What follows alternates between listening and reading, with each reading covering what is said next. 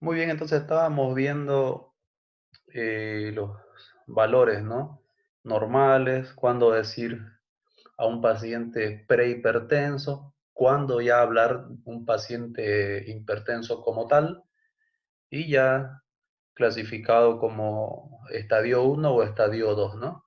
Obviamente, si llega un paciente en estadio 2, iniciamos el tratamiento, seguramente que en su siguiente control al día siguiente, por decir, lo encontraremos ya en estadio uno o lo encontraremos controlado. Ya no se dice prehipertenso, ¿no? El paciente que ya tiene el diagnóstico de hipertensión arterial como tal, si logramos bajar la sistólica menor a 140 y la diastólica menor a 90, ya con estos valores se lo considera como hipertensión controlada, ¿ya?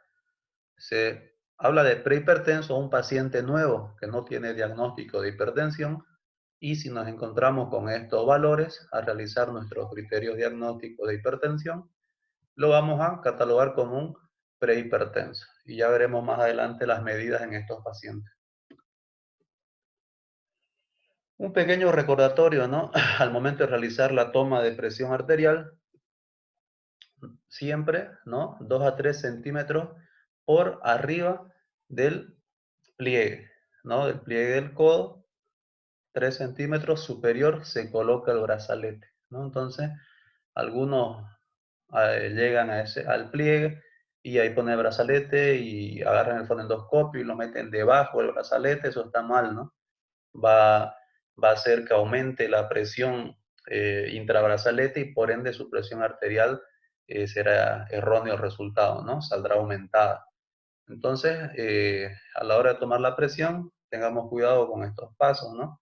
Aquí mismo está mostrando dónde colocamos el estetoscopio, tiene que ir a altura de la arteria humeral, ¿no? Aquí podemos ver, y para eso dejamos también ese espacio, para no estar metiendo mi fonendoscopio por debajo del brazalete, ¿no? Y obviamente, no solamente podemos tomar a nivel de la humeral, también podemos tomar a nivel de la radial, ¿no? Eh, Aquí podemos tomar en la braquial, también podemos tomar una presión arterial a nivel de la pierna, ¿no? Tenemos la tibial posterior en el pie, tenemos la poplitea, ¿no? Si lo tomamos a nivel de muslo. Entonces, a tener cuidado, ¿no? Podemos estar frente a un paciente enfermo renal crónico, ¿no? Que en el brazo derecho tiene confeccionada una fístula arteriovenosa, entonces prohibido, ¿no? Tocar ese brazo, no podemos fregar esa confección de su fístula y quedar en desuso, ¿no? Por solamente ocasionarle esta presión. Entonces a veces el paciente sí o sí sabe, pero a veces él está temeroso o demás y no quiere hablar y nosotros cometemos el error de ir. Entonces siempre ver si ese paciente tiene una fístula arteriovenosa y no tocar ese brazo, tocar el brazo contralateral o tenemos también las piernas para tomar la presión, ¿no? Ok, solo como dato nomás de toma de presión. Cuando hablamos de complicaciones de la hipertensión arterial, los niveles elevados de esta producen cambios estructurales, ¿no? En el sistema arterial que van a ir afectando diferentes órganos, ¿no? Como ser los nobles, corazón, riñón, cerebro, determinando las principales complicaciones de la hipertensión, que en orden de frecuencia son, en primer lugar tenemos a los famosos accidentes cerebrovasculares, ¿no? Entonces, estos por lo general van a ser ocasionados en cuadros de hipertensión arterial no controlada. Luego tenemos la enfermedad coronaria como tal, ¿no? Hablando de un infarto eh, coronario, cardíaco, perdón, y también nos llevará a una insuficiencia cardíaca, ¿no? Congestiva, pacientes con hipertensión arterial mal controladas. Vamos a ver también que la hipertensión arterial es una causa de la enfermedad renal crónica, ¿no? No sé, creo que la primera clase que tuvimos hablamos hasta en porcentaje y dijimos que el 90% del producto final de la enfermedad del riñón, que es la enfermedad renal crónica, dijimos que estaba dada por la hipertensión y la diabetes. Entonces, ojo, ¿no? Con estas dos patologías que no son curables, pero sí controlables. Entonces, tenemos que controlar, ¿no? A pacientes hipertensos como pacientes diabéticos para evitar que progresen a enfermos renales crónicos y estén posteriormente en sesiones de diálisis, ¿no? Nadie quiere llegar a eso. Entonces, bueno, que nos llame bastante la atención. Y puede haber una complicación más, como la enfermedad de las arterias periféricas, ¿no? Que por lo general se vuelven ateroscleróticas, ¿no? Con hipertrofia en su endotelio y posterior contractura de la misma, ¿no? Entonces, todo esto podemos evitarnos con solamente tener controlado a ese paciente, controlar esa presión, controlar a ese hipertenso, ¿no? Si hablamos de tratamiento en la enfermedad renal crónica, eh, primero vamos a ver el estadio en que encontremos al paciente, ¿no? Si estamos frente a un paciente normal, ¿no? Estamos con una presión arterial sistólica menor a 120, la diastólica menor a 80, tendremos que estimular a que el paciente siga con el estilo de vida. Cuando decimos estilo de vida, estamos hablando de dos cosas, dieta y ejercicio. Y dieta no es no comer, ¿no? Sino dieta es saber qué comer, ¿no? Hay diferentes tipos de dietas, hiperproteica, hipoproteica, hipercalóricas, hiposódicas y demás, ¿no? Entonces, tenemos que llevar un buen estilo de vida, que quiere decir una buena dieta, ¿no? Para eso tenemos a nuestros nutricionistas, ¿no? Quienes nos van a aportar la dieta ideal según el peso corporal que tengamos y alguna comorbilidad asociada, ¿no? Y el otro punto en el estilo de vida es el ejercicio, ¿no? La OMS recuerda nos habla de una actividad física, ¿no? De ejercicio aerobio, entre ellos está la caminata, ¿no? De 30 minutos como mínimo 3 veces a la semana. Entonces, tenemos que promover, ¿no? Este estilo en estos pacientes, más aún en estos pacientes normales. Aquí estamos realizando prevención, que estos pacientes no progresen a quedar hipertensos como tal. Si estamos frente a un paciente prehipertenso,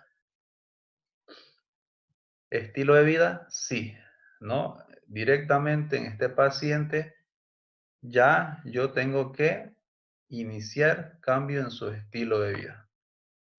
Si hablamos inicio de terapia, vamos a decir que en el prehipertenso no hay indicación de tratamiento farmacológico, ¿no? No está indicado tratamiento farmacológico. Si hablamos de hipertenso estadio 1, ¿no? Encontramos al paciente con una presión sistólica entre 140 a 59 o una diastólica entre 90 a 99. Obviamente, estilo de vida sí, siempre, ¿no? En este paciente tenemos que enfatizar cambio en el estilo de vida. De nada sirve que estemos con tanta medicación y el paciente siga consumiendo bastante sal, siga siendo un paciente sedentario. Entonces, no nos ayuda mucho, ¿no? Ok, ¿precisan fármacos? Sí, ¿no? Por lo general en el estadio 1 vamos a iniciar con un diurético tiacídico en la mayoría y también podemos iniciar con IECAS, ARA2, beta bloqueantes o bloqueantes de canales de calcio o combinación de ellos, ¿no? Ya vamos a ver más adelante que nos dice las guías cómo iniciar y cómo aumentar el fármaco en cada paciente. Si hablamos de estadio 1, entonces ya tenemos claras las familias antihipertensivas que vamos a usar. Cuando estemos frente a un paciente en estadio 2, directamente a este paciente yo no puedo darle un solo antihipertensivo. En estos pacientes yo tendré que realizar combinación de 2 fármacos o más, ¿no? Usualmente tiacídicos, IECAS, ARA2, beta bloqueantes o bloqueantes de canales de calcio. Entonces, Estas familias son con las de antihipertensivos, por lo general es con las que van a trabajar siempre frente a su paciente hipertenso, ¿no? Entonces, que quede claro, ¿no? En un estadio 1 nos es suficiente a veces con un solo fármaco, pero a veces también tenemos que realizar una terapia combinada, ¿no? Más aún si estamos frente a un estadio 2, en estos pacientes tenemos que usar dos fármacos e ir viendo si vamos a precisar eh, algún otro fármaco más a asociarse. Ok, yo como médico general puedo diagnosticar y tratar un hipertenso o tengo que referirlo directamente al especialista. Por lo general, lo ideal como médico general, yo puedo diagnosticar como tal la hipertensión arterial y como recomendación derivar al especialista para que él inicie la terapia. Pero ¿tiene que estar ese paciente toda la vida con el especialista? No. Una vez iniciada la terapia, yo puedo realizar los controles mensuales, ¿no? A ese paciente, obviamente ya conociendo las pautas de, el tratamiento, ¿no? Si estoy en estadio 1, qué familias voy a usar, ¿no? Y en estadio 2 ya sé que tengo que usar dos o más fármacos. Entonces, yo puedo como médico general realizar el seguimiento de esos pacientes, ¿no? Obviamente siguiendo las pautas con la medicación que ya venga con la referencia del especialista, ¿no? ¿Qué nos dice el octavo consenso referente a la hipertensión arterial? Eh, Se recomienda tratamiento farmacológico de la hipertensión arterial en adultos de más de 60 años si la presión arterial sistólica, dijimos, es mayor de 150 milímetros de mercurio. Que quede claro, en toda la población, ya sean sin comorbilidad, ya sean pacientes renales, ya sean pacientes diabéticos, con una cifra de sistólica igual o mayor a 140, ya se inicia tratamiento farmacológico. Pero el octavo consenso en los adultos mayores de 60 años y vamos a iniciar tratamiento farmacológico con una presión igual o mayor a 150 milímetros de mercurio o la diastólica mayor de 90 milímetros de mercurio. Además, si en este grupo se consiguen cifras de presión arterial sistólica menores de 140 y no asocia efectos adversos, el tratamiento no precisará ajustes. ¿Qué quiere decir? Si en estos mayores de 60 años consigo una presión sistólica menor de 140 y no me viene con sensación de mareos o que ya se desmayó, ¿no? Y demás, entonces puedo continuar con el mismo tratamiento que ya lleva ese paciente sin tener que ajustar, ¿no? La dosis. Pero como regla tenemos hasta 150 mi presión arterial sistólica de manera permisiva. En la población general menores de 60 años, se recomienda el tratamiento farmacológico para reducir la presión arterial diastólica por debajo de 90 milímetros de mercurio. A pesar de que la evidencia es menor, también se recomienda iniciar tratamiento para disminuir la sistólica por debajo de 140. Entonces, mi objetivo, sistólica menor a 140, diastólica menor a 90 en la población menor de 60 años en general, ¿no? Sean diabéticos y demás. Para aquellos pacientes enfermos renales crónicos y diabéticos mayores de 18 años, la recomendación es la administración de tratamiento farmacológico con objetivo de presión arterial, lo mismo, menor de 140 sistólica y 90 la diastólica. Entonces esto ya es algo repetitivo que hemos visto en las anteriores diapos, ¿no? Ahora, ¿cuál es mi fármaco antihipertensivo recomendado a usar como inicio, ¿no? Entonces, para la población general que no sea de raza negra, ¿no? Población general que no sea de raza negra, incluidos pacientes diabéticos, se puede iniciar con un diurético tiacídico. Ahí tenemos, por ejemplo, a la hidroclorotiazida, o podemos iniciar con un antagonista del calcio, ¿no? Ahí tenemos al nifedipino, nimodipino, amlodipino, nicardipino, ¿no? Ya ustedes ya verán sus tablas de farmacología. También podemos iniciar, ¿no? La familia de los IECA, ¿no? Los inhibidores de la enzima convertidora de angiotensina. Aquí tenemos a lenalapril, lisinopril, captopril, ¿no? O antagonistas de los receptores de angiotensina 2, como ser los ARA2, ¿no? Ahí, por ejemplo, tenemos a los sartán, telmisartán, valsartán, olmesartán, ¿no? Entonces, varios sartanes. Ok, entonces son diferentes fármacos que pertenecen a cada familia mencionada. Esto también ya lo habíamos visto en las anteriores diapos, pero aquí nos está recordando con cuáles puedo iniciar. Entonces tengo esta variedad para elegir el inicio en un paciente bajo la recomendación de la JNC, ¿no? Ahora sí, para los pacientes de raza negra, incluidos diabéticos, los fármacos de inicio recomendados son o bien diuréticos diacídicos o bien antagonistas del calcio, ¿no? Entonces, cuidado, ¿no? Esta parte a tomarla en cuenta en pacientes de raza negra. Si el paciente presenta enfermedad renal crónica, los fármacos de inicio recomendados son IECA o ARA2, ¿no? Estos IECA o ARA2 han demostrado tener una acción nefroprotectora. Entonces, de ahí la recomendación del uso de estas familias hipertensivos en los enfermos renales crónicos, ¿no? El principal objetivo del tratamiento antihipertensivo es el mantenimiento de cifras de presión arterial previamente referidas, ya dijimos, menor a 140, menor a 90. Si en el plazo de un mes no se alcanzan los objetivos, se recomienda aumentar la dosis del fármaco utilizado o añadir un segundo fármaco, ¿no? Esta última opción, que es la de añadir un segundo fármaco, hay que valorar si las cifras de presión arterial al inicio son mayores de 160 a 100, o sea, si estamos frente a un estadio 2 de inicio. En líneas generales se recomienda no utilizar la asociación de IECA y ARA2, ¿no? Mucho cuidado.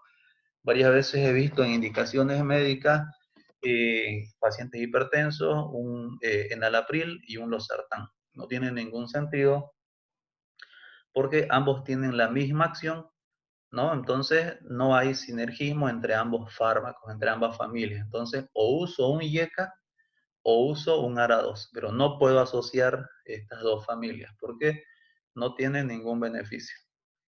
Por último, de no alcanzar los objetivos, que es tener mi sistólica menor a 140 y mi diastólica menor a 90, se podrá añadir un tercer fármaco. La recomendación es derivar a una unidad especializada en hipertensión arterial en caso de no poder controlar ya con esta politerapia.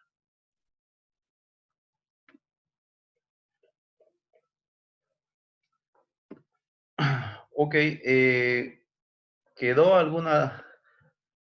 Un momento.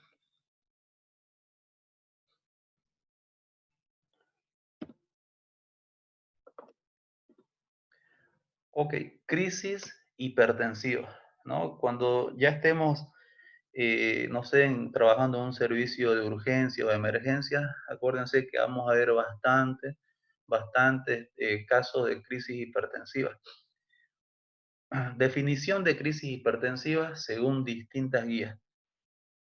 La europea maneja un valor de mayor a 180 mi sistólica y mayor a 120 mi diastólica. ¿Qué quiere decir? Si mi paciente me llega a mi servicio de urgencia con una presión sistólica igual o mayor a 180 o una diastólica igual o mayor a 120, ya estoy hablando que estoy frente a un paciente con el diagnóstico de crisis hipertensiva. Si hablamos de la sociedad española, ellos se van a valores de 210, 120, ¿no? Pero aquí, por ejemplo, no está la guía chilena maneja rangos similar a la europea, ¿no? Solo que da una sistólica de 180 y da una diastólica de 110. Nos vamos a quedar con ese valor. Presión arterial sistólica igual o mayor a 110 o presión arterial diastólica igual o mayor, perdón, sistólica igual o mayor a 180 o diastólica igual o mayor a 110, vamos a dar el diagnóstico con esos valores de crisis hipertensiva. ¿Y será que ya con poner mi diagnóstico de crisis hipertensiva bastará? No. Ok, yo tengo que clasificar a esa crisis hipertensiva en dos. Puede ser que se trate de una urgencia hipertensiva o puede ser que se trate de una emergencia hipertensiva, ¿no? Entonces, veremos cuál es la diferencia de una con la otra. Desde ya, ambas son crisis hipertensiva. Eso quiere decir que estamos frente a una presión sistólica igual o mayor a 180 o estamos frente a una presión diastólica igual o mayor a 110. Pero lo que va a diferenciar mi urgencia hipertensiva de mi emergencia hipertensiva es que en la urgencia, aparte del aumento de la presión arterial, no hay complicación de órganos. ¿Qué quiere decir? Que por lo general estos pacientes vienen con cefalea intensa, pueden venir con un cuadro de epistaxis, ¿no? Un pequeño sangrado nasal o una inquietud significativa, pero no va a haber compromiso de órganos nobles como ser cerebro, riñón, corazón. Emergencia hipertensiva. También estamos con valores de hipertensión elevadas, pero sí hay complicación de órganos. Esto nos exige una reducción de la presión arterial más rápida para evitar las consecuencias graves. Ejemplos de daño de órganos en las emergencias hipertensivas. Puede llegar con una encefalopatía hipertensiva, hemorragia intracraneal, insuficiencia cardíaca aguda con edema pulmonar, enfermedad isquémica coronaria, infarto agudo de miocardio, disección aórtica en pacientes embarazadas, eclampsia, ¿no? Entonces, estamos hablando de que ya hay compromiso de órganos, ¿no? En el cerebro me va a dar un accidente cerebral hemorrágico con su hemorragia intracraneal, en el corazón me va a dar un infarto agudo de miocardio, ¿no? Y a nivel renal puede llegar en injuria renal aguda, ¿no? Entonces, hay compromiso de órganos. Si mi paciente llega a la emergencia con los valores de presión arterial elevadas, pero refiriendo a una cefalea, ¿no? O, quizás una epistaxis, pero no hay signos no hay signos cardíacos, no hay signos renales, no hay focalización de que estemos frente a un ACV, ¿no? Un accidente cerebrovascular, ya sea isquémico o hemorrágico, entonces estamos hablando de una urgencia hipertensiva. Pero si mi paciente, además de la presión elevada, me llega con una hemiparesia braquial, ¿no? Sin mover el brazo izquierdo, me llega con precordalgia, me llega oligoanúrico, ¿no? Eso ya quiere decir que hay una injuria renal aguda, no está filtrando, no está pudiendo eliminar, ¿no? Los líquidos, no hay formación de diuresia, entonces llega oligoanúrico ese paciente y quiere decir que sí hay compromiso de órganos. ¿Para qué me sirve la diferencia de estos dos casos? Las urgencias hipertensivas se la trata en el servicio de urgencia por unas horas y luego van a la casa. Las emergencias hipertensivas se las trata en unidad de cuidados intensivos, servicios de terapia, porque precisan monitorización continua de la presión arterial y además administración de fármacos endovenosos, ¿no? Entonces, ¿dónde tratar? En el servicio de urgencias, unas horas de observación y luego invitarlo a una visita por consulta externa en unos días, obviamente mandándolo con su medicación antihipertensiva. Si es una emergencia, hospitalización en la unidad de cuidados intensivos y monitorización continua de la presión arterial. Entonces, nos sirve bastante la diferencia entre una urgencia y una emergencia, ¿no? ¿Cuál es la farmacología que vamos a usar en estos pacientes? Si hablamos de una urgencia hipertensiva, vamos a administrar fármacos vía oral, ¿no? De preferencia de acción corta.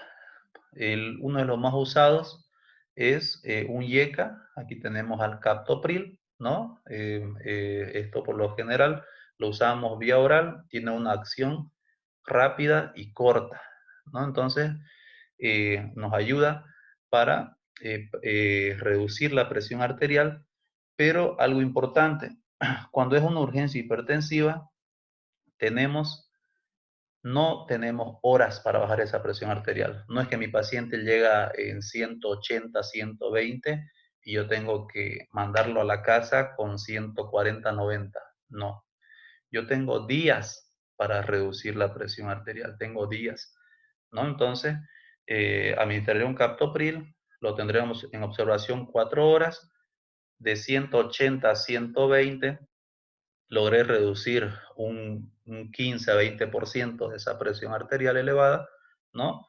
Ya lo podría mandar a casa con 160, 105, ¿no? Entonces, pero ya lo mando con medicación a seguir, ¿no? ¿Qué pasa en la emergencia hipertensiva? En la emergencia hipertensiva la administración será intravenosa. Fármacos antihipertensivos, por lo general aquí usamos nitroglicerina o nitroprusiato de sodio. Bajamos la presión arterial en un 25% durante la primera hora. ¿Por qué? Estos pacientes con compromiso de órganos tienen mayor índice de mortalidad, ¿no? Entonces yo tengo que en la primera hora ya reducir un 25% del número de la presión arterial. Si el estado clínico es estable, podemos bajar hasta 160, 100 milímetros de mercurio, ¿no? ¿En qué tiempo? En 2 a 6 horas. Y hasta los valores normales, o sea, 140, 90 para abajo, tenemos entre 24 a 48 horas. Entonces, es más rápido. En la urgencia hipertensiva tenemos hasta una semana para llegar al límite de la normalidad. Pero en la emergencia tenemos 1 a 2 días para llegar a valores de control, ¿no? Menor a 140, menor a 90. Ok, eh, esta pequeña diapo, ¿no? Espero que les sirva porque la verdad que el tema de crisis hipertensiva se lo ve bastante en los servicios de urgencia o emergencia y tenemos como mínimo saber diferenciar una de otra para poder referir a diferentes servicios, ¿no? Si es una emergencia hipertensiva, directamente hablo al servicio de terapia y ellos tienen que llevárselo. Si es una urgencia, trato con un antihipertensivo de acción rápida y corta y bueno, lo mantengo de observación unas 4 a 6 horas y luego lo mando a casa con la medicación nuevamente dada, ¿no? Por el tema de la hipertensión arterial que tuvo desde un inicio, ¿no?